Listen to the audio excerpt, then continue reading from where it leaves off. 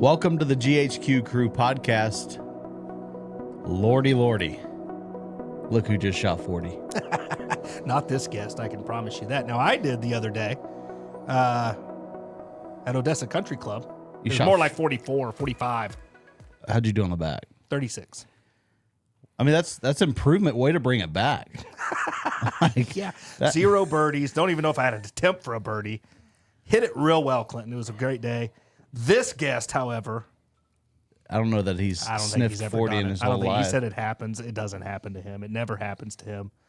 Ladies and gentlemen, the one, the only, Kelly Grunewald. Hey. Cheers, everybody. How are you, sir? Good. Good. And we're glad to have you. Well, I'm glad to be here. It's going to be I know we talked about it before, and here I am. Here we are. It's going to be a great conversation today. Kelly has a long history in golf, and it's just going to be a great conversation. I hope so. You probably don't know this, Clinton, but this is true, and everybody out there needs to know this. Kelly is still revered. Yeah. Was and still. Yeah. Right? Has the belt for straightest driver ever. Wherever he's looking, that's where the driver goes. You hit it straight. Dude, it's the dumbest thing you've ever seen. And not only have I observed this right here, we've observed it.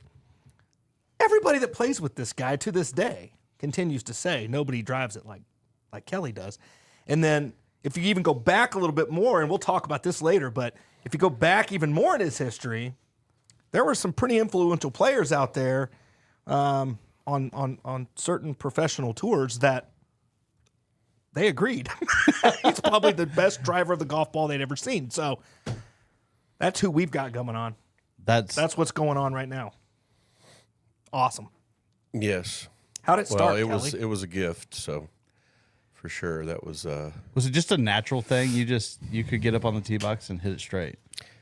Yeah, for some reason, everything just clicked on the driver with me, and it was always my forte or strong suit golf wise.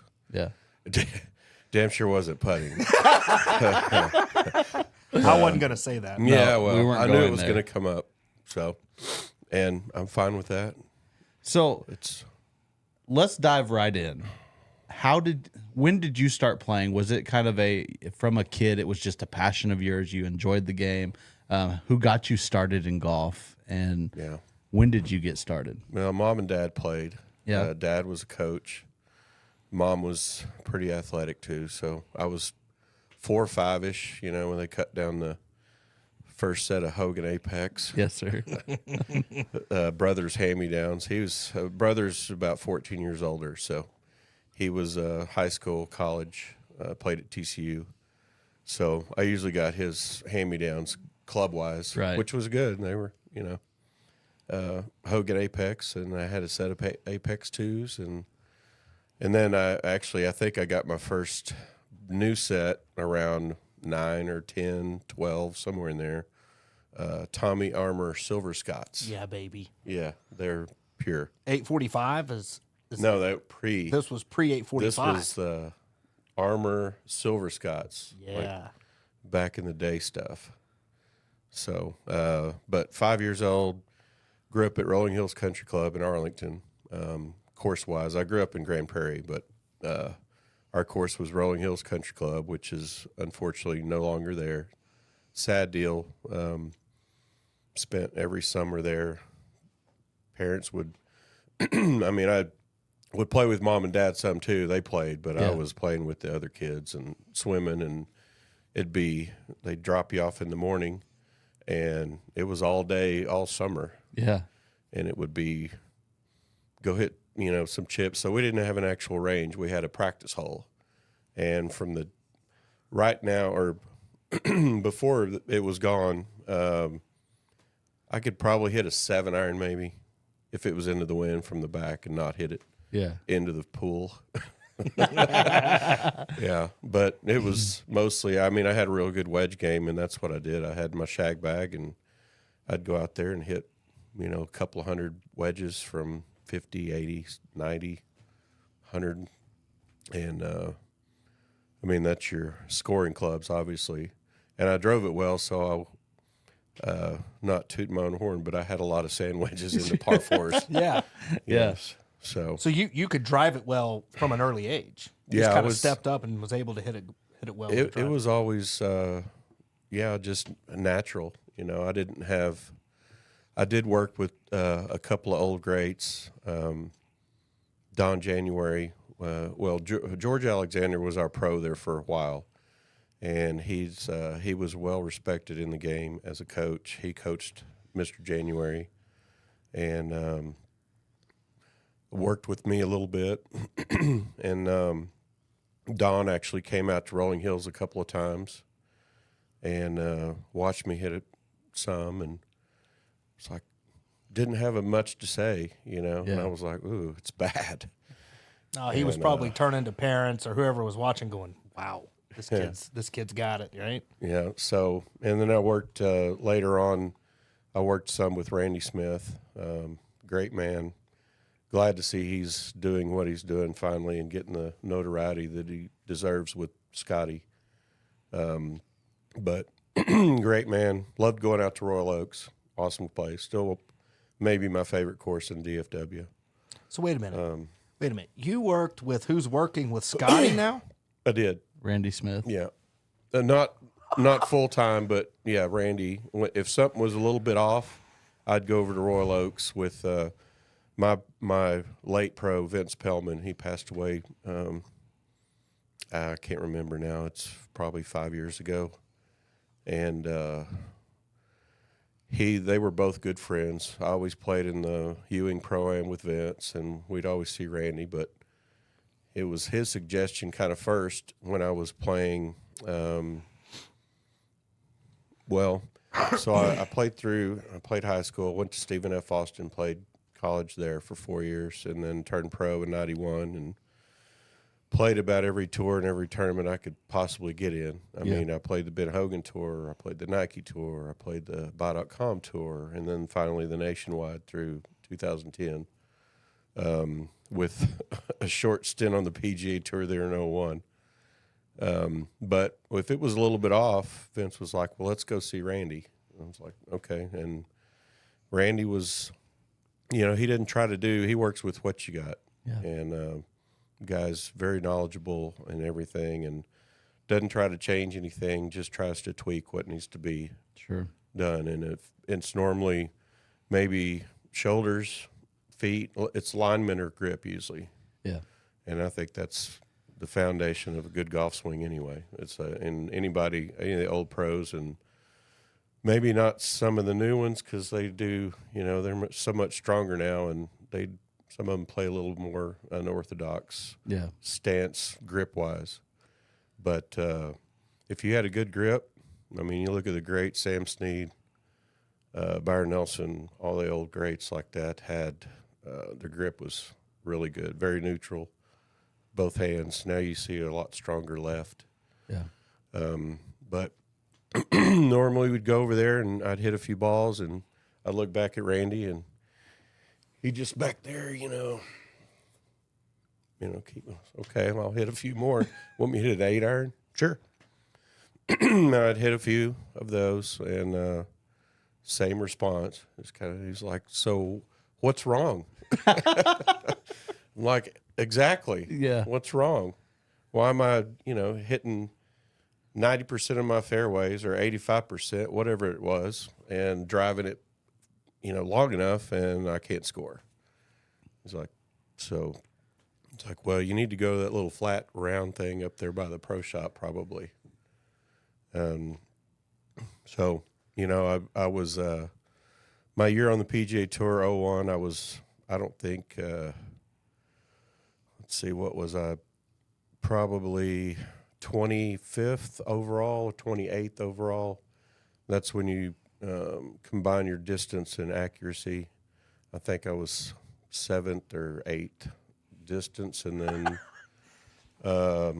probably 40-something accuracy. So I was, top 30 overall driving on the tour, and then I was 187th in putting. So I probably didn't need to see Randy. I probably just need to look at the stats and go, well, you dummy, you should be able to see what's wrong. Hung out with Faxon a little more or something, right? Yeah, I should have. You know, it's interesting though that you bring that up, just from like our side of the fence. You know, I did teaching for a lot of years as well, and something that you're saying is very interesting there. So as a player, you know, you're trying to control in your brain, you're trying to control the vast majority of the shots, right? So your link to not scoring like you should have is, I'm not hitting my wedge close enough. I'm not hitting this 8-iron close enough in this situation. I'm not doing this. I'm not doing that. And we look at it in the totality of the shots. And certainly when you look at a round of golf, you're going to hit more of irons and woods combined. Yeah. But as you well know, the vast majority of the shots with one particular club is going to be the putter. Yes. Right? And it's how our brains work. Like from an athlete's perspective, if you're not making baskets, right? Shooting basketball, right? You're going to work on your shooting. The question becomes, where are you not making the baskets? Do you need to work on layups? Do you need to work on, you know, free throws, or, you know, your 3-point shot? Nowadays, all the kids do is they stand out there behind the arc and shoot threes. And subsequently, the free throw percentages have gone way down. Yeah. So it's one of those things where, to be well-rounded, Randy was right. Yes. You got to go roll the flat stick. And I think the really good ones, and you see it on the PGA Tour. When we were at Augusta, I think we talked about this with Rick and Dub a little bit, but the vast majority of those guys are over there chipping and putting for the vast majority of their warm-up. And then they go hit a few balls and, okay, we're out of here. Right. Would that be your regimen as well, or were you the opposite? Were you hitting more range balls before an event started? No, it was all, I would putt for the most part, more than anything, any part, chipping, putting. But was it just not as fun? no, it was. I mean, you know, we'd get out there and have games when we were kids, and putting games all day long, and in between chipping and playing and then swimming, and then we just went in a rotation. Yeah. Go get in the pool and go play 9 and go hit a few balls, then go get back in the pool. But yeah, the majority of the time was spent on the putting green, on and around. And I mean, that's where you score basically, and that's where you save shots. Yeah. When do you think it started Beating going? balls is, I mean, I did beat balls, but it was usually wedges or you know, 8-iron and down. Yeah. And especially now, because it hurts a lot more to get out there and beat a lot of balls. Yeah. When would you say that the putting started like being noticeably different for you? Well, I believe so. My putting stats the year before, so I got on the PGA Tour through the money list on the buy.com tour, which was previously the Hogan, Nike, and then Nationwide, and now Korn Ferry to follow. But, you know, I was the only one in the top 15. That was when they only took 15 off the money list. And I was the only one in the top 15 that didn't have a win. But I think I had 11 top 10s, and 6 of those were top 5s, and a couple of runner-ups. Yeah. I think, you know, so obviously if you do that, you're putting pretty good. Yeah. Yeah.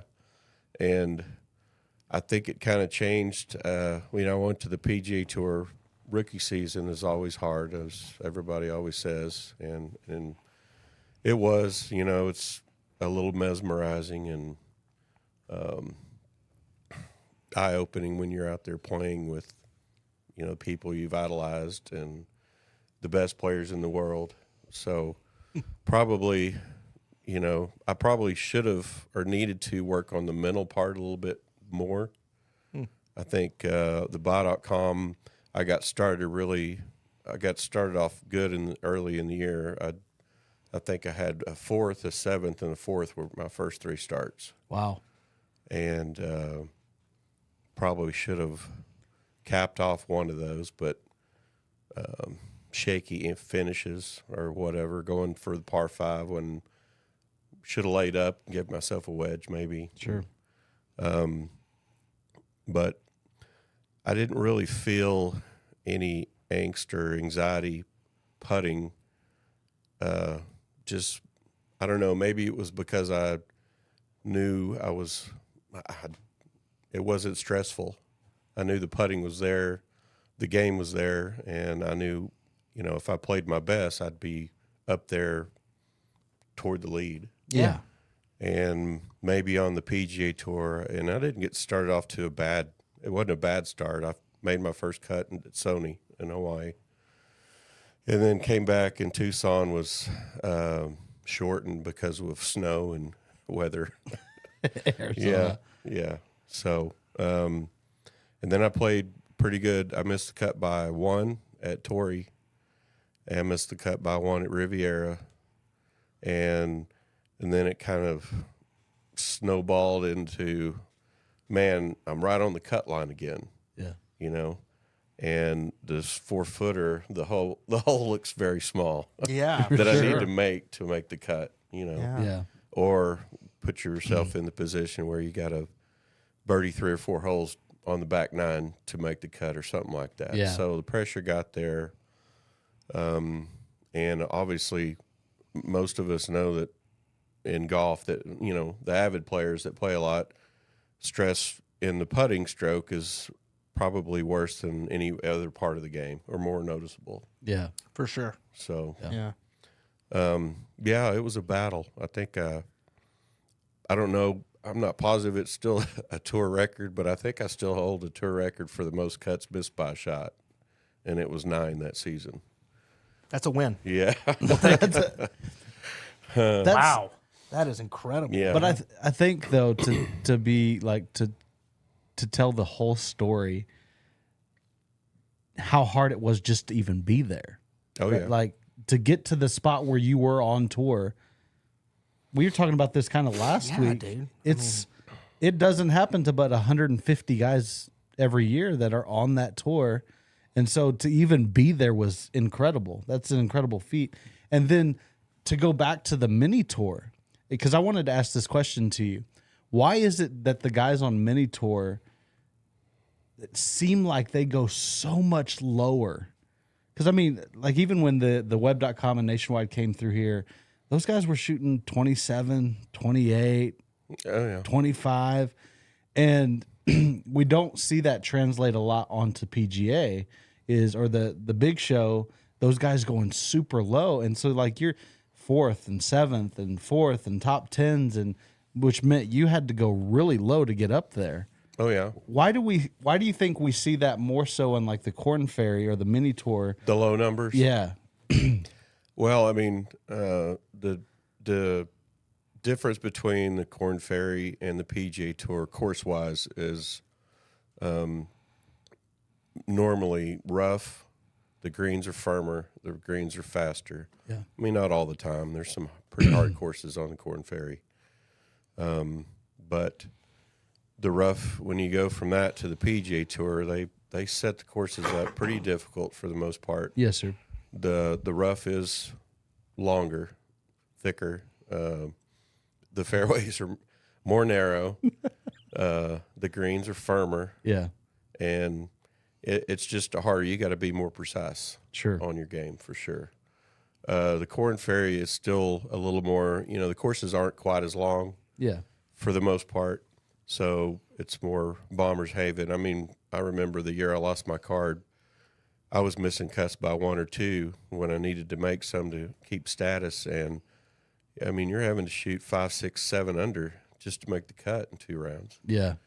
which, I don't know what the change was, but I remember in probably the 99 on Nike or 2000 on the buy.com, cuts were, a couple 3 under, maybe 4 under. Mm-hmm. And then at that point, I mean, obviously the guys worked harder on their physique. Sure. And Tiger effect. yes. Yeah. He changed the sport, obviously. And, we were always athletes. I mean, you wouldn't be a good golfer if you weren't an athlete. 100%. And not all of them were great athletes at every sport, but field touch, balance, all that stuff. I mean, that's athletic. Yeah. and Tiger came in, and as far as that physical part, changed it a lot, and made guys like, wow, hell, I got to go to the gym now. Damn it. Yeah. Did you get to play with him? I did not. No. Unfortunately, would have been nice. I probably would have been in a good position if I was playing with Tiger. Yeah. No, I got to meet him a few times. Jason Gore and I were really good buddies, and they knew each other from college. So Torrey Pines, we were hitting balls. He's like, "Have you met Tiger yet?" I was like, "No." So we walked down there, and he introduced me, and I proceeded to watch him hit about 4 or 5 4-irons that looked like my, 5-wood coming off of there, or just, ridiculous. Yeah. Little bitty. You could barely see a divot. It was just a mustache of a divot, and then these balls are taking off like rockets or flying. This is back with a Bellata golf ball, too. He's flying these 4-irons on the back tee box of the range uphill, probably, I don't know, 220 back then. Every shot was right out of the center. Yeah. I was like, wow, I got to go practice. Well, hey, listen, I think that has merit, right? So, you mentioned earlier when you get out on the PGA Tour, it's thinner fairways, right? You have lots of rough, you've got longer courses, tough greens, real fast. You've played on a lot of that already. A lot of that was probably like, okay. You were one of the best drivers on tour, for crying out loud. I think it's that kind of stuff that has a huge impact. And as a rookie, you come in, you make your first cut, you're like, yeah, this okay, I can do this, yeah. Yeah. And then all of a sudden, you start seeing the cream of the crop past the Sony, and you start seeing all these guys, and all of a sudden it's getting harder and harder to make these cuts. You're like, God almighty, I'm playing pretty good, and I'm missing it by one shot. And I think that's what probably makes the rookie year so difficult, because you said something a minute ago about like nationwide. You got to give the man props where the props are due. Absolutely. Getting past the nationwide wasn't easy. No. Or buy.com, excuse me. Getting there wasn't easy. No. Exactly. Dude. So Kelly bested the vast majority of the minor league guys, let's call it, right? Yeah, sure. You bested the vast majority of them. You got on the PGA Tour, and now it's kind of like that kid that was awesome in football from, 3rd grade to 10th grade, and then he gets on varsity and the speed changes. He's like, holy cow. So you make it or break it there. Okay, he's still good. Cedric Benson, boom, he's going to Division I, and then he beats those guys and goes to NFL. That's like a 1%er, man. Right. Yeah. Like, you're like a 1%er. And then you get up there and you're like, holy crap, all these guys can go. Yeah. The guy at the very bottom, He's there for a reason. he's respectable. Oh, yeah. Yeah. You know? And I guess that's what I was alluding to, is like the fact that you were there was stupid. And like Such an accomplishment, man. those guys on Korn Ferry are I guess the minor leagues of the PGA. Those guys on Korn Ferry, they all have the game. 100%. They're all really good. But they can't get past that element, bro. Yeah. They don't realize how good they are. Yeah. They don't put themselves at that level. Kelly did. Kelly said, I can go compete and beat those guys. Yeah. So that's how you make it. Yeah. That's the only way you make it. That and having hands the size of Thor. Look at this thing. Yeah. Are you kidding me? Would you ever want to get a swat from that guy? No, It's sir. amazing how good your feel is, though, Kelly, with just monstrous hands. Right. Well, Have they always been it just was a huge good- compared to other people's hands? well, like when you they shook don't look Tiger, big to did me. Yeah. I'm just used to it. Yeah. I mean, they look normal. Yeah. Tiger probably shook his hand and was like, oh my God. Yeah. I got to hit this forearm like mean- a 5 would real quick to show this guy what's up. Yeah. They've always been built. I mean, I get that from my dad. Yeah. So big hands and forearms, whatnot. Yeah. Did you play other sports? Did you ever? Baseball, I was a pretty good pitcher, and I played to high school. And unfortunately, I wanted to keep going in both, but they were like, well, they're both spring sports, so you're going to pick one. Yeah. Football was gone early on. I think I blew a knee out in like 6th grade. Yeah. Oh, wow. Yeah, I mean it wasn't reconstructive or anything, but it was pretty shot. So, I'd blow a knee out just thinking about it. and then basketball a little bit, but Yeah. I can't jump. So Are you alluding to the white men can't jump theory? yeah, a little bit. Yeah. Yeah. My Neither vertical's can about- old guys either. Vertical's about 4 inches. Yeah. yeah, same. Credit card vertical. That's if I lift my legs when I jump. Yeah. Who was one of your biggest influences in the game? If you look back over the course of your life and your career, who would you say was one of your biggest influences? Well, my dad probably was. Yeah. He he loved the game. He was a coach. He coached for 20 some odd years at Grand Prairie High School and Arlington High School.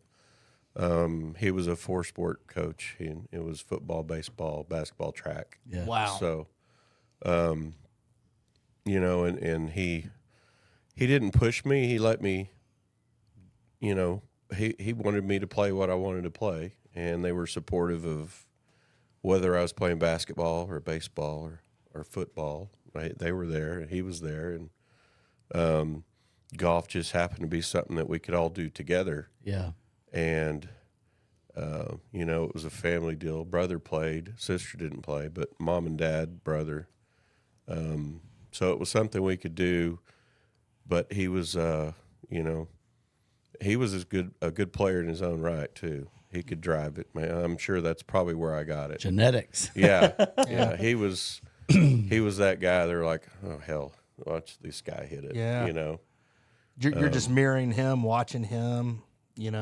Yeah, I mean, I never really had swing thoughts, and people ask me, what do I work on? What are my swing thoughts? I'm like, well, take it back and hit it. Yeah. Jeff Mitchell, dude. If your grip, like I said earlier, if your grip and stance are good, and you've got somewhat sense of balance, I mean, you really shouldn't think about, okay, well, is my position here? Was the club face open? Is it closed? Whatever. If you have the ability, I mean, and your grip's good, your stance are right, you're lined up, then it should be just. It wasn't a thought process for me. It was like take it back and hit it. Yeah.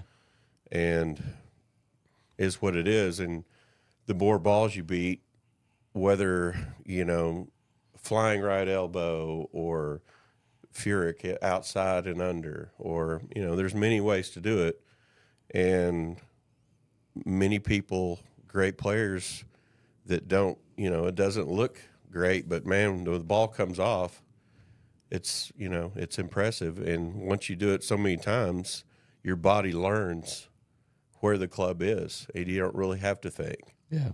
I mean, I know it's a lot shorter, but I know when the club goes back and I start my downswing, I know it's pretty much the club is up like this. Yeah. I'm not parallel. I'm not even close. Yeah. And it's shorter than even close anymore.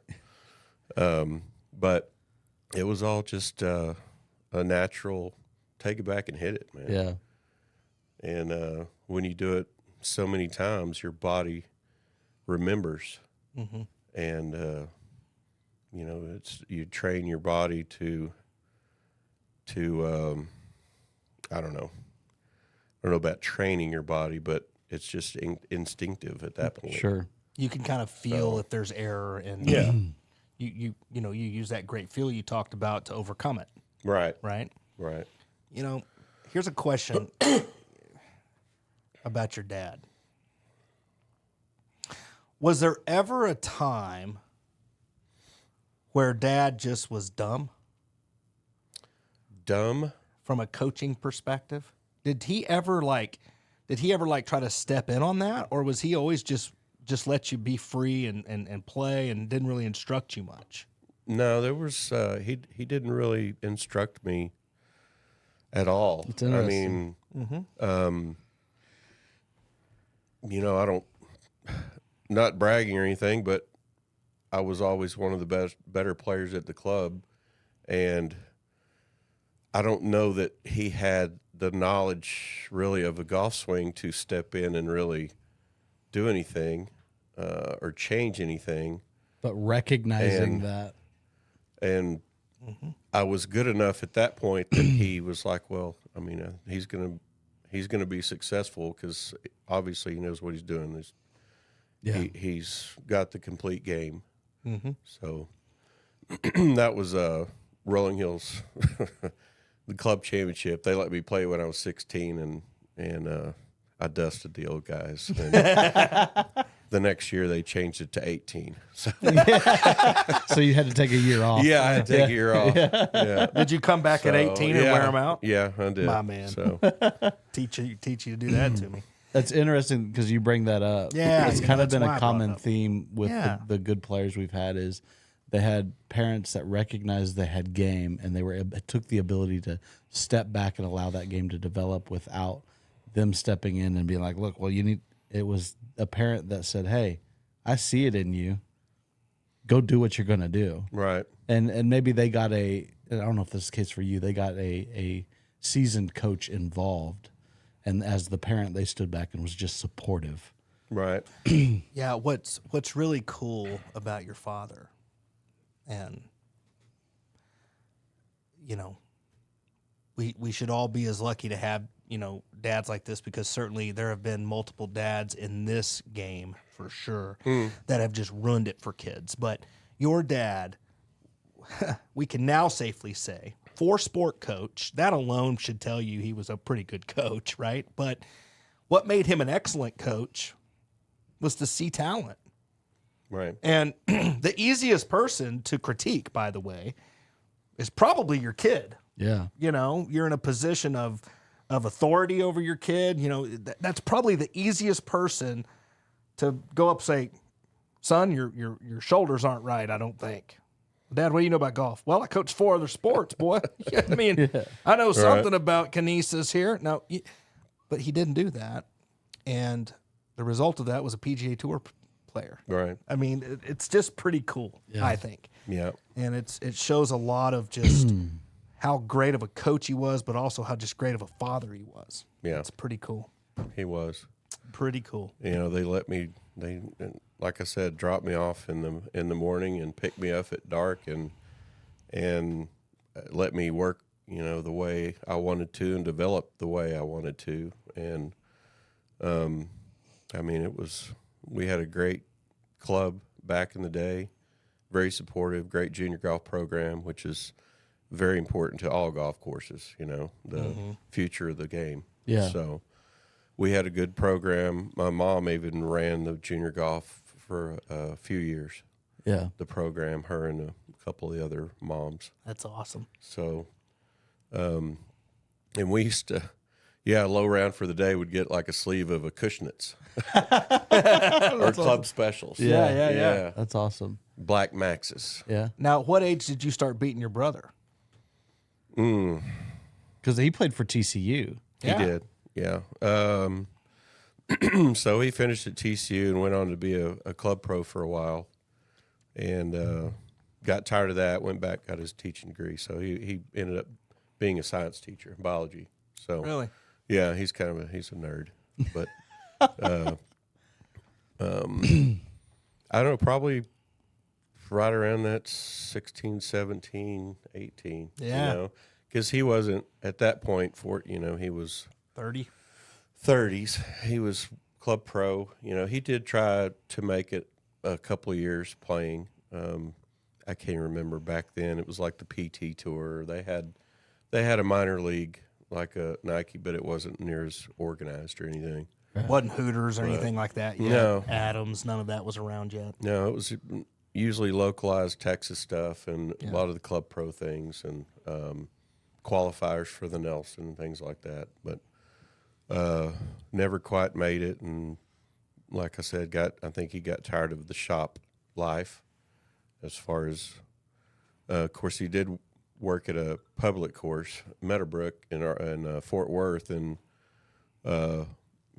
public courses, private courses. There's a difference working there because public course or a private course, you have to be there and pretty much serve your members, and sometimes it comes into, okay, well, just be quiet. You know, you work for us. Public courses, you're like, you know what? If you don't like it, then you can leave. Yeah, exactly Yeah. right. You don't have to play here. Yeah. Yeah. I worked in both arenas, and I can tell you, I learned from Ty Cox's daddy, Sherwin, and Sherwin was an intricate piece of the puzzle for me. I got to see that exact thing. Yeah. Like, you don't take any crap. They're going to pay the fee. You got to watch out. They're always trying to get you. They're always trying to steal a cart from you. They're this or that. I mean, we had to have head on a swivel, because if we got caught doing anything like that, you're gone immediately. And then I got into the club life. And a guy came in. He was cussing me out one day about the bunkers. I came around the counter, got toe-to-toe with him. And I was like, you know what, Cody? The best way to avoid our shitty bunkers is to not hit it in there. Get better, bro. Right. And he was ready to punch me out. And this guy was 6'4", and he probably could have done it. Right. And He's like, you're right. thank God Rod came out and got in between. Oh no, he did not say he I did was not. right. No. There He were lots wasn't. of expletives in that deal. But luckily, my GM, who was Rod Duckworth, and just he is the reason I do what I do today. But he pulled me into his office and he said, son, if you're going to do this job, he goes, you're good, but you're not any good to me if you don't have a servant's heart. You got to have a servant's heart. Yeah. And that's the difference. That's the difference between, and then I took that a step further at Powder Creek. It was sun up to sundown every day. The biggest mistake I made, and you would probably attest to this, some of the greatest stories you'll hear from junior golfers is when they got to play with their head pro. I was not very good at that. I was working. I was busy. I was trying to do everything I could to make it the best it could be. And the regret that I have is that would have made it better. Right. That would have definitely made it better. You know, given that influence, you just, to lead this off, you talked about all these other influences, these giants, as Chris Escamilla calls it, these giants in your life that made you who you were as a player. Right. So that's, you got to be cognizant of that as well. But And I think, listen to your story, Kelly, for the parents that are listening, man, take your kids to the golf course. Access to golf is so much better now. Take your kids to the golf course and let them spend the summer on the range and playing and in the pool and just let them spend time at the golf course, because whether I know, because like growing up, I'd go to the golf course and hang out with friends, and whether I was hitting balls or in the pool or just hanging out, man, just being at the golf course did something. It just grew that love for the game. I grew up on a par 5. They put me down there as a ball spotter. I had flags, and those drunk men would hit golf balls down that fairway, and I'd have to go find them and put a flag by it. But man, just watching all those golfers come through and interacting with them, it did something to me. I was like, man, I love this game. I love to be on a golf course. Yeah. And so I think that time spent there is invaluable. Like, you can't replace that. As a kid getting introduced to the game is just take them to the golf course. Yeah. Well, it helps develop a lot of good qualities in children too. Yeah. Honesty, a lot of integrity, a lot of things like that. Perseverance. Yes. Mental strength. Patience. Yes. Yeah. Yeah. There's a physicality that goes with it. Yes. I mean, they're walking all the time, and it's the cheapest form of daycare and babysitting there is, I believe. Yeah. That's true. I didn't get paid to spot. I got to play golf for free. Right. That was my pay. Well, I'd love your take on this, because I've thought about this a lot too. Like, those of us that, it's purely a hobby, right? We're not playing the game to achieve this greatness of the PGA Tour. We might be playing the game to play in the quarter century that's coming up that we're going to talk about in a minute, or we may be playing the game to win the Jamboree, or we may be playing the game to play in the 5th flight at the, whatever this tournament is, or the 8th flight in this tournament. Like, at the end of the day, it doesn't really mean anything. Now, the QC does. If you're in the championship, that means something. You probably get a practice set. Yeah, he was kind of, yeah. But, you know, what's your take? Because, I mean, as you observed, your dad was a good player. But what's your take on that? Like, I think there's a balance there if you're a golfer with children. And what I see so many times is dad just goes and, you know, I think Cody Reynolds, our Cody here, I think he does a phenomenal job with his daughter. You know, he makes sure that he takes her with him when he goes and plays a lot of the time. And I think that's so important, you know, because if they see how much fun dad's having, then they can start having fun with it too. But I think so many times the kids just kind of get left off in the abyss while dad goes and plays, and they don't really even get the opportunity to pick up a club because dad's so focused on winning the 6th flight. You know, what's your take on that? Well, you know? I mean, you got to play with your kids. Yeah. Right. Yeah. Obviously, like Green Tree has a great junior program. Most of the courses do these days. Yeah. So they have that camaraderie and sport with all the other kids, you know, as far as playing, whether they're playing 6 holes or 9 holes or whatever the tournaments. Yeah. But, you know, the relationship you build with your parents or your dad when you go play, you know, it grows and it festers in your life, really. Yeah. What did that it's, mean to you as a dad when your daughter was so successful? Finally decided to play golf. Yeah.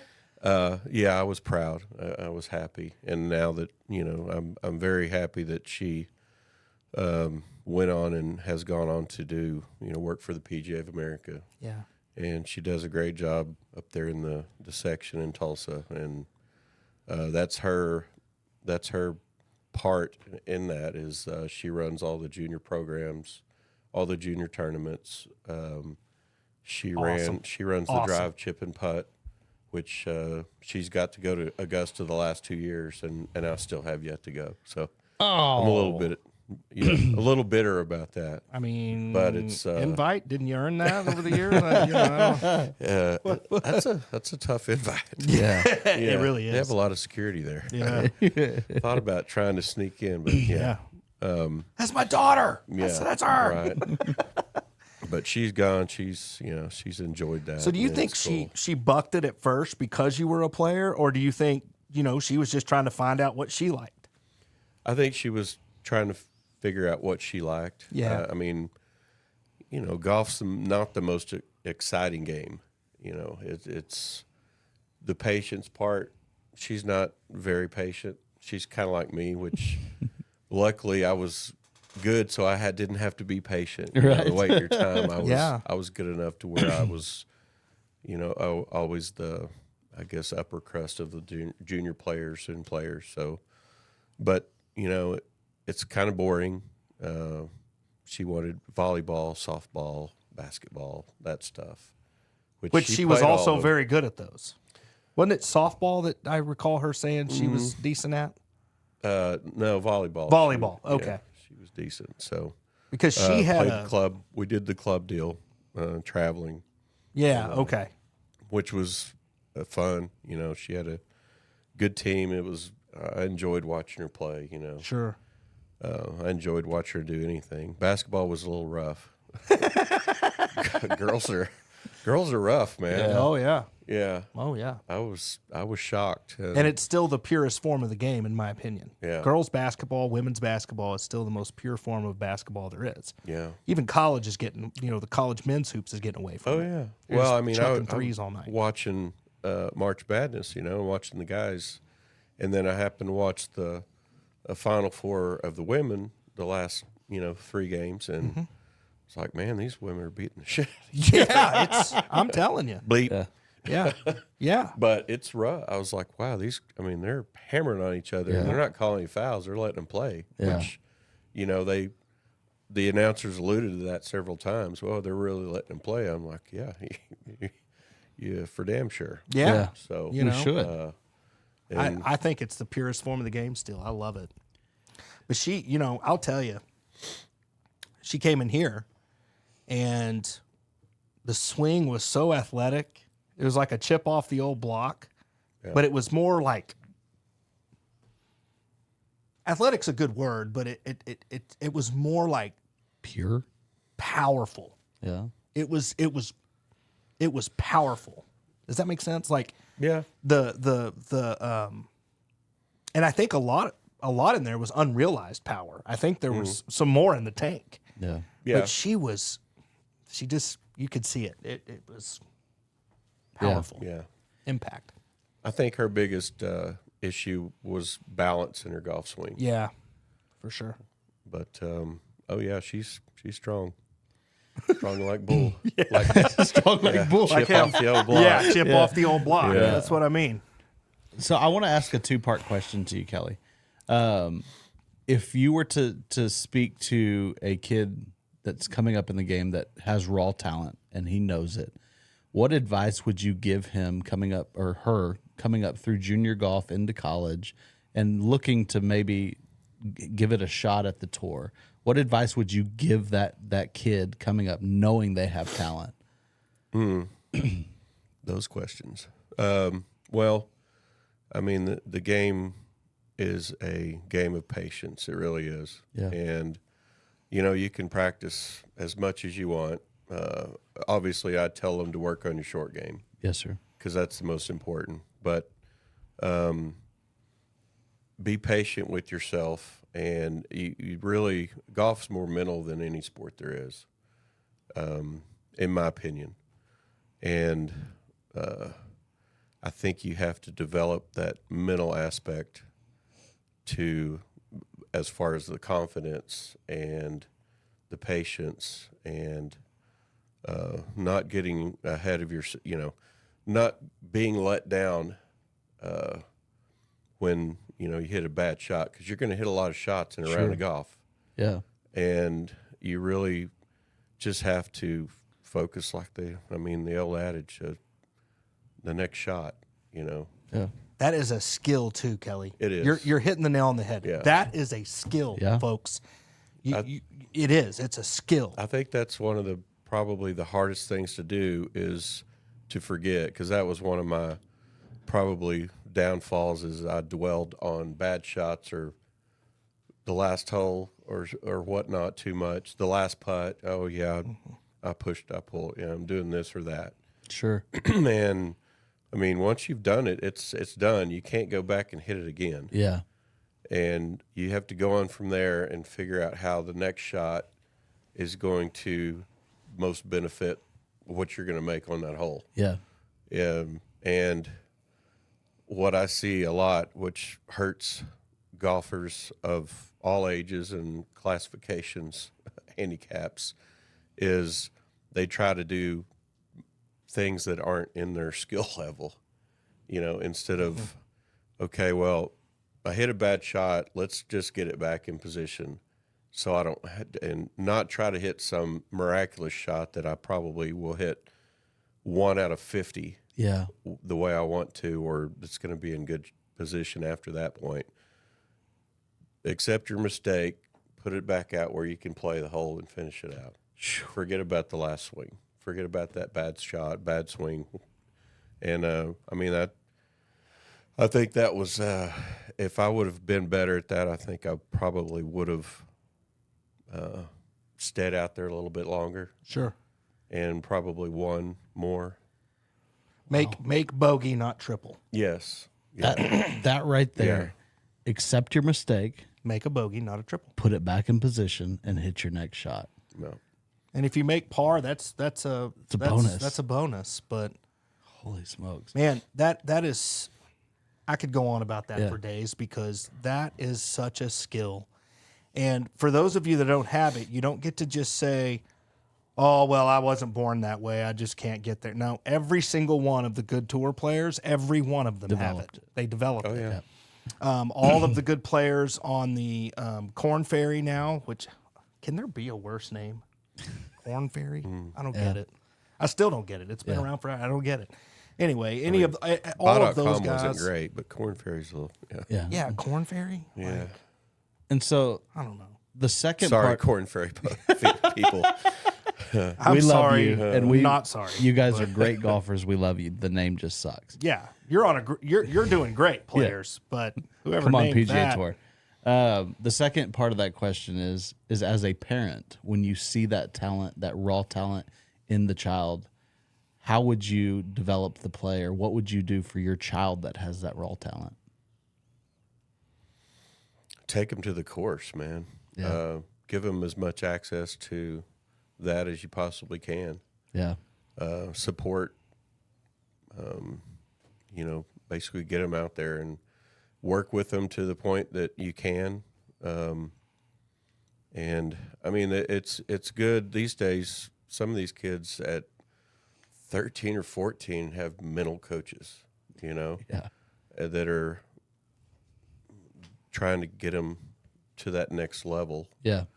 And I mean, sometimes it's good, sometimes it's bad. You can obviously you could burn a kid out Sure. if you're too involved or put too much on them. Sure. In that way.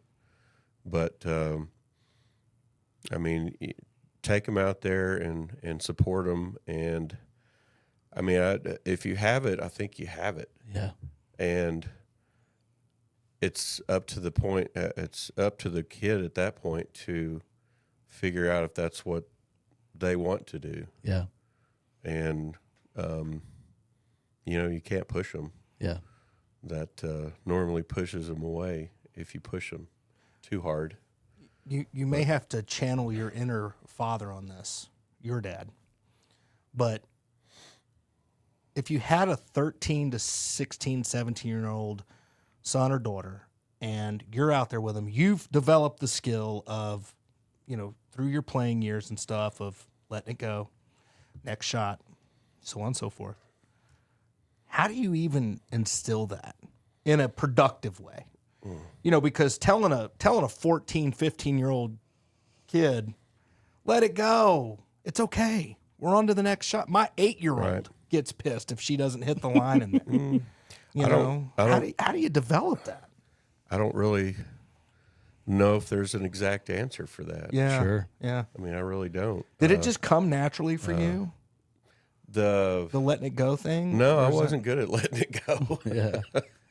Yeah. I had quite a few clubs and trees, or that were in two pieces, or that or have whatnot. barrels at sea? Yes. Yeah. So I wasn't. That was probably. I was. I wanted to be the best, and skill wise, I think I had the skills to be there. Absolutely. And then when you set your goals so high and you don't achieve them, it's hard. And sometimes you can get over it. Sometimes you dwell on it and it ruins. Well, I think there's a way to Yeah. channel that passion you just talked about, right? Because when you know you're good, there is a fire in your belly that says, I want to be the best. And so figuring out how to channel that passion in them, saying, no, that's a good passion to have.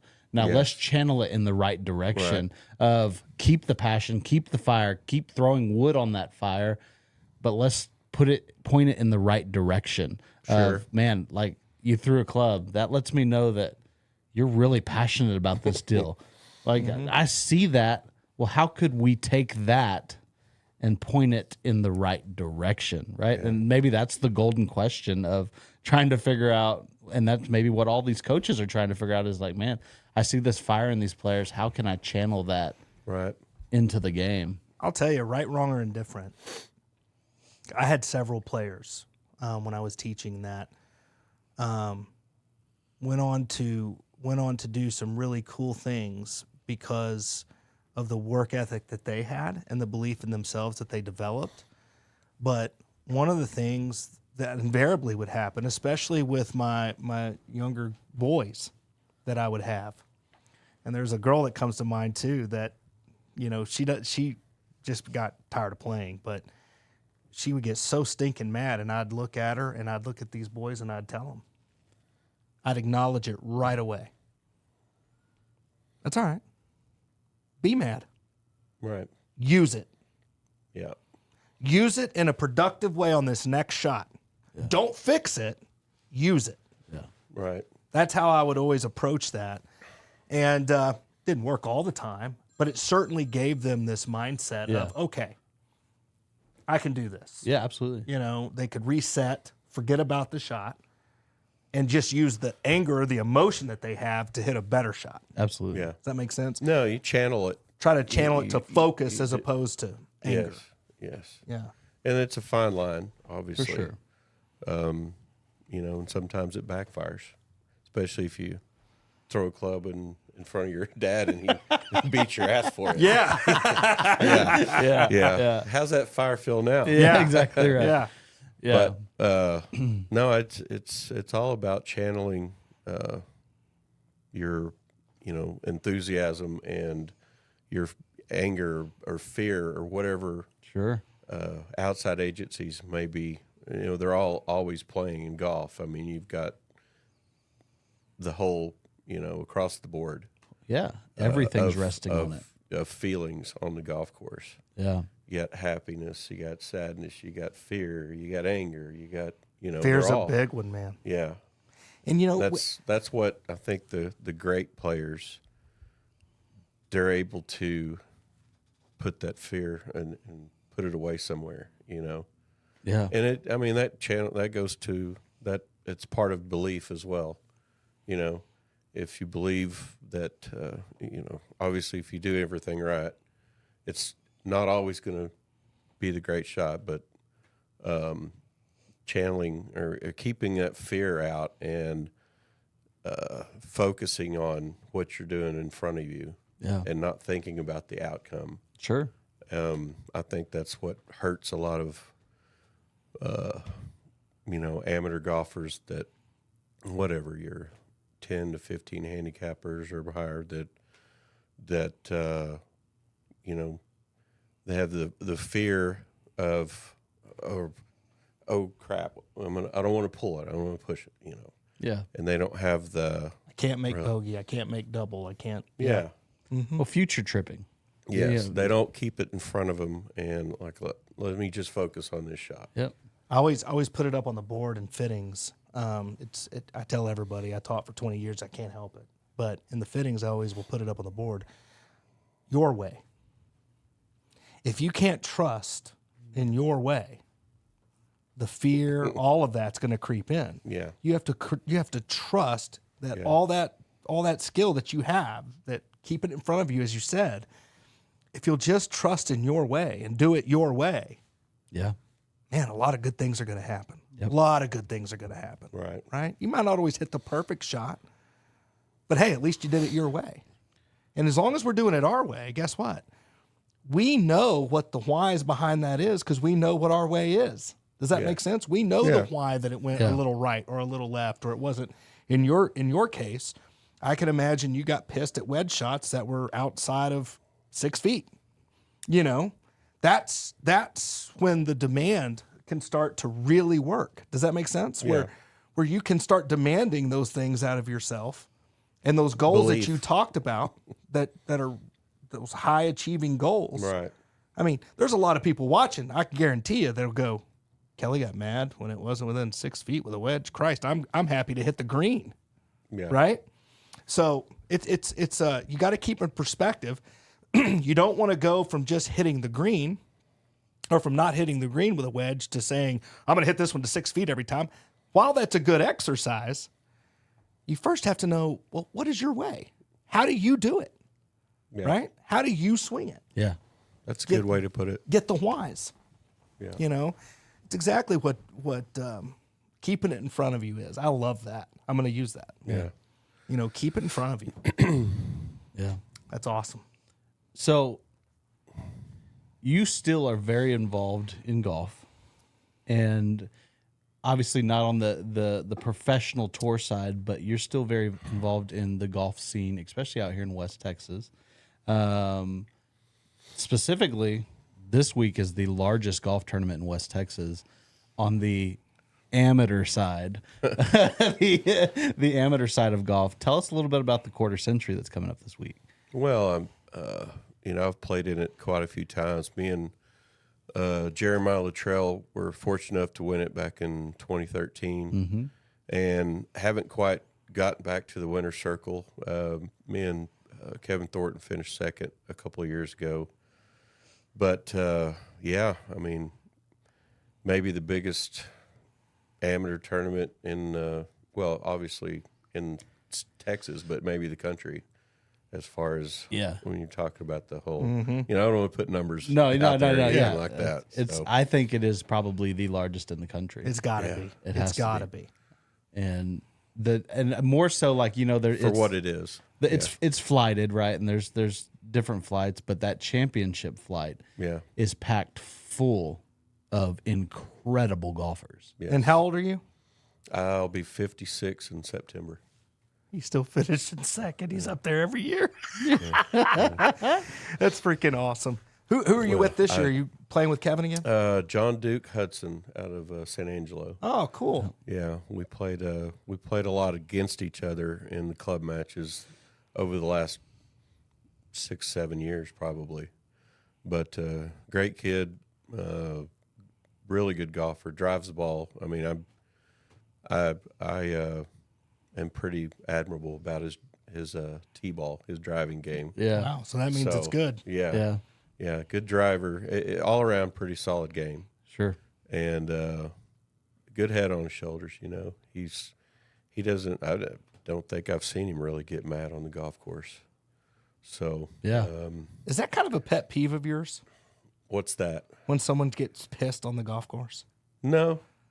Can you let it go? Or if they act like a baby too much, do you have to say something like? Well, yeah, if it gets a little overboard, yes. Yeah. Well, Probably especially since if they're your partner, sure. you got to rein them back in. well, yeah, you do. I mean, you need to bring them back down to earth and talk to them, calm them down. Yeah. But, you know, lighten up, Francis. Yeah. You know, it's interesting because, you know, when we had Martin on, you know, Martin talked about how he would just get off into the stratosphere if he had a bad hole. Yeah. It might perpetuate into 2 or 3 or 4 bad holes, and then he has to snap out of it and go, oh, crap. But at that point, it kind of takes him realizing either A, his partner's carrying the load, or B, his partner's made 2 or 3 birdies in a row, and that gets him going. Yeah. I remember him and Mike Myas played together. And, you know, Mikey's won the QC as well. And him and Martin played together. And Mikey came in and he was like, dude, he's so good. He hits it so good. But, man, he got so mad. We talk board? Martin Ford, yeah. He said he got so mad and he was just gone for 3 holes. Yep. And then he comes back and he birdies 3 in a row. And then, you know, he makes a triple. And then, you know, like, now this was right. I believe this was right before Martin's first child was born, you know, so he had a lot going on. Sure. Wasn't playing a lot. But I found that fascinating because if Martin could stay in the moment and keep it in front of him, he knows his way. But if he could keep it in front of him, dude, I think it would be so hard to beat a team that he was on because he can just make so many birdies. Yeah, he's good. And that's kind of, you know, what you kind of do, right? Is you make a ton of birdies in this tournament. I mean, that's the key, right? Hopefully. Yeah. You just got to go out there and make a bunch of birdies. It is. Yeah. I mean, courses, I played, I don't know, it's been several weeks. I went over and played the links. It's perfect. Both courses are in great shape. Great shape. They're pristine. I'll play the old tomorrow love it. afternoon. Going to go play 9. But, you know, great redo on both sides. Yep. Robert Campbell's done a great job bringing that place back. And, man, it's... Dude, you're not going to believe the greens. I don't really think you can get fairways much better than that. No, but you're not going to believe the greens. It's better than it was when we played the Nike event out there for sure. So Really? Yeah, yeah. Played the links a few weeks ago, and it was phenomenal. Yeah. Yeah, it's really good. It's like carpet. Yep, it's really good. I played the old course, and when I finally got on the green on one, it was such an adventure.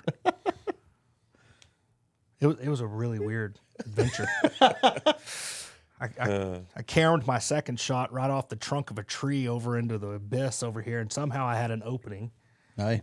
Yeah, and I got it up there close to the green and then wedged it on. And I was like, oh my gosh. When I was walking up to the green complex, it was the most beautiful, just smooth. Look, people were fixing their divots. Oh, yeah. Yeah, well. Amazing. It's rare these days. But Yeah. We don't know about that. People were fixing their divots. You know, that's a pet peeve of mine on the golf. I mean, if I see a bunch, I just get to fixing divots. Yeah. You know, that drives me bananas.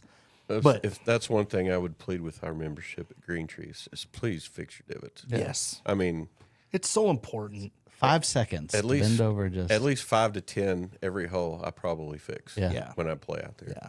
you need to get you one of them old golf long shafts that ones? has a welded Yes. divot Yes. fixer welded onto it. That's Yeah. a heck of an idea. That is a good idea. All right, So- it's copyrighted. Is that what you call it? Trademark. Trademarked. Patented. Yes. Patented. There we Patented. go, Connor. Thank you. Yes. I'm sure they have those somewhere. Yeah. By the way, Connor, are you taking good notes over there? Oh yeah. I feel like everything we've talked about today can make your game go to another level. You know what I mean? I think the biggest thing that'll make my game go to a better level is practice. Yeah, that would help. Playing. Or, you know, bowling. Yeah, I'm pretty good at that too. Ooh, He actually know. can roll the crud out of a bowling ball. It's pretty good. really? Yeah. I'm not that impressive. No, I try to I roll was it pretty straight. good. I lost like $500 to Clinton the last time I I was wasn't there. even bowling. I And was he just didn't even betting bowl. on them. Yeah. He just got a beat on me, and then he put the pressure on me. I had to make us 1 strike in 3 frames. I was like, I'd do that on the reg, bro. Nope. Nah. Yeah. So, I want to ask a fun question. What is your lowest round ever? I shot 59 at Green Tree about, I don't know, 6 or 7 years ago on the east-west. And what were the So- scores on each? 28 on the west and 31 on the east. So you played west, I then believe east? that adds up to 59. Yeah. So that 31. I actually had a putt for 58. I was on about to 9. say, yeah, the 31 I did. probably I had an was- eagle putt on 18, on 9 on the east for 58, and I didn't hit it very hard. I was like, I don't want a foot coming. Yeah. Snuggle it up there. But I had a few chances at doing breaking that barrier back in Arlington. I think I can't remember what year it was, but we started out. We had our group played Friday day game, in the mornings and Saturday. But our Friday game was pretty big. Bunch of my buddies, a lot of good players, and I was in the last group when we started off. This is at Rolling Hills. Number one's par 4. It's like 385, and I made a 1. And so I hit it. Wait. Stop. You made a hole in one on a 385 par 4. Yes, yeah. So our group in front of us is on the green. That's so sick. And I hit it. If you hit it kind of in the right trees or over by the right trees, it kicks down left toward the green. And I hit a good one, and it rolls through the trees. I was like, ooh, that's going to be good. And then you can hear him pull the pin. And he pulls the pin out, and you just hear, ah! And I was like, and then the same thing on the tee box, at the pro shop. So, yeah, so that was my start. That's glorious. Was dude. that your first hole in one? No, on a Okay. par 4. But not your very first hole in one ever. No. I had 12. You have 12 aces. No, I've got 14, but my first first one was when I was 12. You have 14 aces. Yeah. An ace on a par 4. Are there any other par 4 aces? Yeah, on the PGA Tour. Chip Beck. Oh, no, not me. Chip Beck. Oh, okay. Oh, no, not for me. No. Oh, okay. So you No, have it one. was always. I Yeah. was just about to get up and walk out. Yeah. No. Eagles, he has too many to quantify. Yeah. Never never Have you made never an had an albatross. albatross? Okay. No. Well, you suck. I've come close. I've had an albatross. I've never had a hole in one. Yeah. Oh, I think the albatross is way harder myself. See, everybody says that, but I would rather have a hole in one. That's because you have an albatross, jackknob. Yeah. If you had a hole in one, you'd say you'd want an albatross. Yeah. But everybody no, if says you- it's harder. I know. You made a hole in But you one made on it 385 yards. Yeah, well, that's truly luck, though. It just happened to be. Well, you know. was it? I mean, you said if you hit it at the right trees, it'll funnel down the Well, green. I yeah. mean, you had a reasonable I'd target. hit that drive 10,000 times over my life. You know? Yeah. And yeah, You were but due. still, it's got to be the bounce. It's got to roll through the trees, just perfect. Roll up the fringe, and the pin was on the front on the downslope, so it was Break It's it down, impressive. go it was unbelievable. 14 hole in ones. It was So, fun. so you were it was costly that day for in. sure. Oh, I'll Oh, bet. yeah. Four groups, 4 fivesomes. Yeah, So get you some. the club bill that day bar bill was pretty high. But you were going down a story because you said you shot 59, but you've had chances to break that barrier. Yeah, so day. that day was ended up that was 61 that day, which was our course record. But I had it. It was there. I just kind of didn't do it coming in. Sure. But I started one on one. It's a par 4, par 4, par 3, par 4, and I started 1, 3, 3, 3. So I was 5 under after 4. Or- Yeah. Oh, I would choke so bad. Well, Z just I made kind of his. did at the end because they were like, "Hey, you only need 2 more birdies, and then we got like 5 yeah. holes left." Yeah. I'm like, There's always one guy that's got to say Right. it, right? Yeah. There's always one. Did you win all the money that day, and then spent it in the bar? "No, I didn't win enough." Yeah. You were still out of pocket. Yes, yeah. No, they as long as well as being good guys, they're also good drinkers. Well, that's the golfer's credo. I mean, Yes. if golfers are good at one thing, it's drinking and gambling. Yes. I mean, it's True. it's what we know how to do. Yeah, that's what. Connor, do you remember what Z shot after his first ever ace last week? I think he said 74 or 75, something like that. You make an ace and shoot 61, but there's so many stories out there where you make the one and you're thinking, oh, this is going to be a good round, right? Yeah. Yeah, 74. He goes. There's 17 other holes. Yeah. I mean, that's just a testament to how tough the game is, man. Yeah. You can have greatness in one hole, and then if you don't keep it in front of you, You get ahead of yourself. that's yeah. right. You get ahead of yourself. That's the downfall of a lot of amateurs and professionals Yeah. for sure. I have a quick question, not to cut you off. No, there, you're Clint, good. But I have a quick question about logistics or hate traveling. logistics. Let's talk about traveling. So, of the 3 clubs around here, Midland, Odessa, and Green Tree. Okay, Midland Country Club, Odessa Country Club, Green Tree Country Club. If you were You're gonna if you throw were a Ranchland member in at there. all 3, right? Do they have any Or employees Ranchland. left? Where Yeah. at? It's actually in incredible condition right now. But it's probably the best. Rangeland. Oh, yeah. Well, I just kind of omitted them, but yeah, the course sad deal. is in great shape. Yeah. Well, crap. Let's put Ranchland in That's there. I mean, sad. Ranchland's an interesting layout, so let's add Ranchland in there. Of the 4 golf courses, Kelly, in your opinion, what is the best course or club to be a member at if you want your game to travel? Say you're a player that plays in bigger tournaments Sure. or in the DFW area. Which course do you think would help you travel better? Well, I feel that Midland Country Club, the course is, I think it's probably my favorite out here. It's between that one and the old course at OCC. Yeah. They're both. I mean, you got to drive it well. I think the old course is a little bit more demanding off the tee as far as direction. You have to drive it a little bit straighter, but it is shorter. So, I think traveling wise, one of those two. I mean, now the Links is good now. Well, it's always been pretty good, but they lengthened it so it's got the length that it didn't have before. Because I remember back when we used to play the Nike event out there. I mean, you had to shoot 26, 28 under. I think I shot 26 under one year, the year that Boros won, and I lost by 3. Holy crap! I think he shot 28 or 29 under, Yeah. and it was a birdie fest. You know, There was a guy that that was came when in. Daly hit it over the lake on the par 5, which used to be number 3, the big bender around the lake. Yeah, 17. Yeah, and at 17 now, it was number 3 then. Yeah. Oh crap! And Daly pretty much took it over the whole lake. So he cut basically over the bushes and Right over the pond. Holy smoke.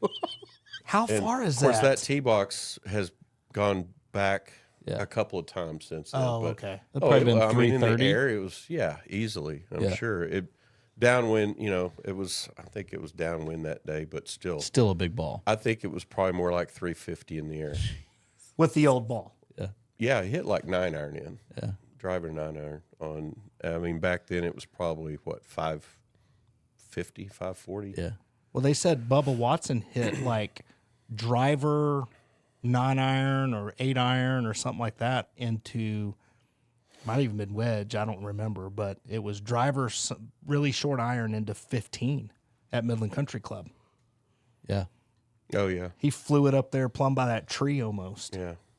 Well, I Carried believe it. all those bunkers. You know, one of my favorite holes He can send it. at the links is number 10. That hole's tough.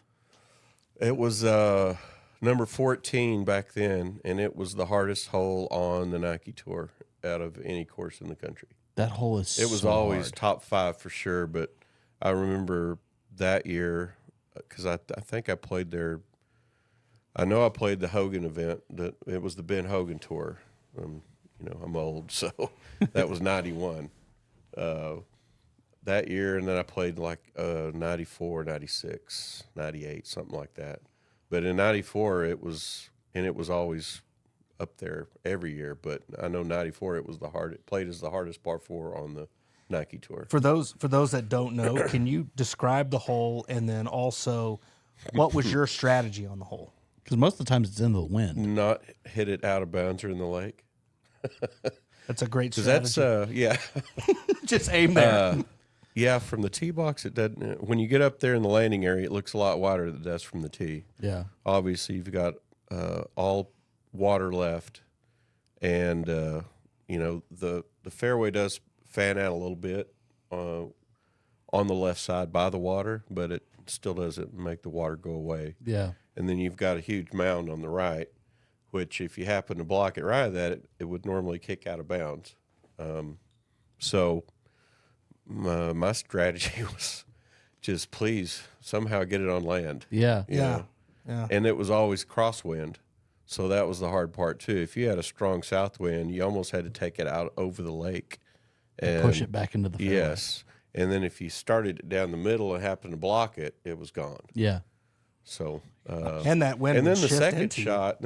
shot, you've got, you know, probably the hardest green to putt undulation wise, maybe on the golf course. Yeah.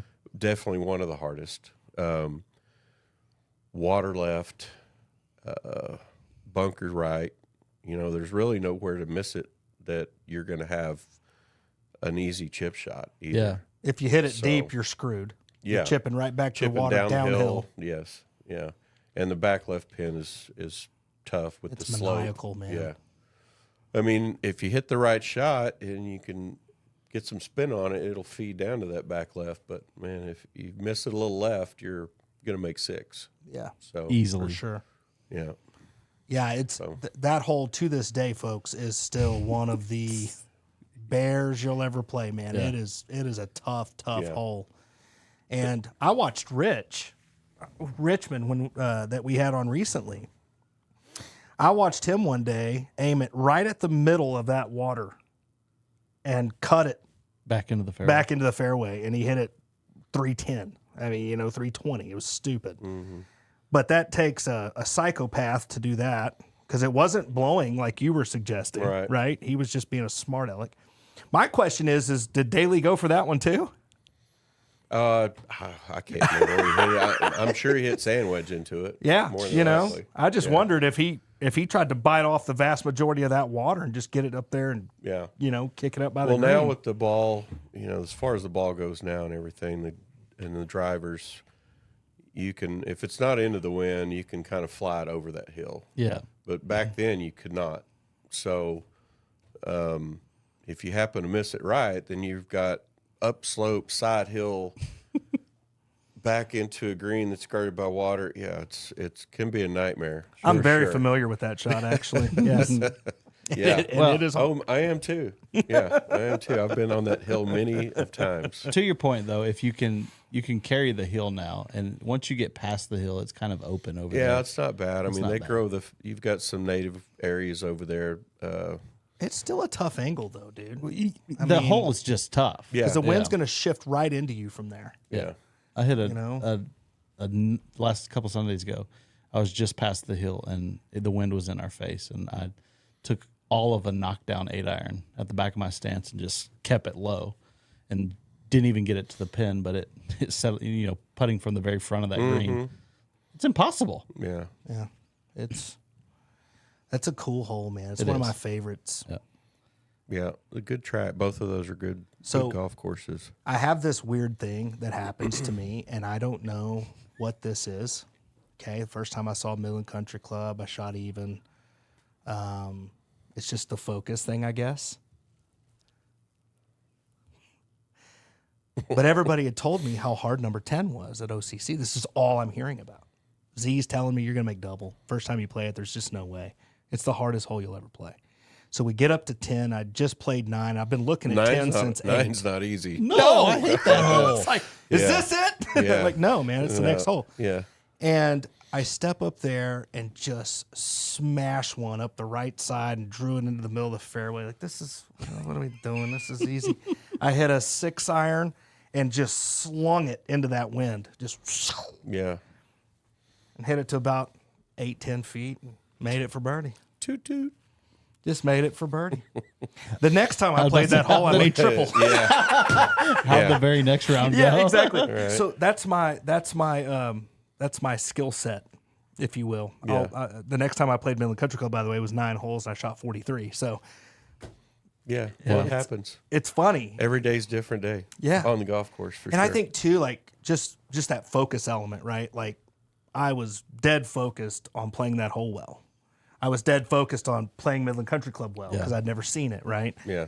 And I think you start to take for granted some of those sight lines and things that you used in the first one because now you know what the course looks like. You know where trouble is and stuff Oh, yeah. like this. And so those don'ts, those can'ts start hitting your Turn it brain. into do's. Yeah, that's Or right. dids. Don't hit it there. Remember, that was a bad Right. spot. And so it's Yeah. interesting. I think that, golf psyche, the don'ts are the downfall, 100%. In your mental game. And that's, everybody's done, I've done it. Obviously, like, don't hit it. No, you don't want to talk about what you don't want to do. Yeah. You focus on what you do want to do. Mm-hmm. And then you concentrate on doing that the best you can. Yes, sir. And you try to keep all the negative don'ts out of there, Yeah. I'd like to point out on 10 as well. I just thought of this. Here we go. Out of bounds on 10, Yeah, the road there. how many yards would you say is that off target? 100 yards? Depends on what part of the hill you're going over. Let's just say, Like for if example, you're right you of think the you're, hill, that's 60 yards offline. Yeah. But what if you're aimed like right center?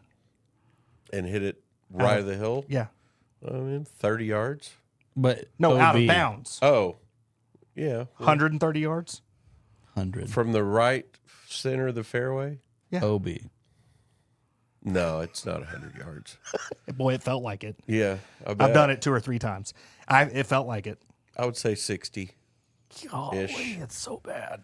Yeah, Wedge. that is a long way off. I don't know, man. I just You should really aim further left next time. I've thought about have to aim over the 3 wood water. into the hill, maybe. Well, I think the Richmond's theory, take it over the water and Just let it fall back. cut the hell out of it. And worst case scenario, you're up there on the hill, but you're dry and you're not out of Hey. bounds.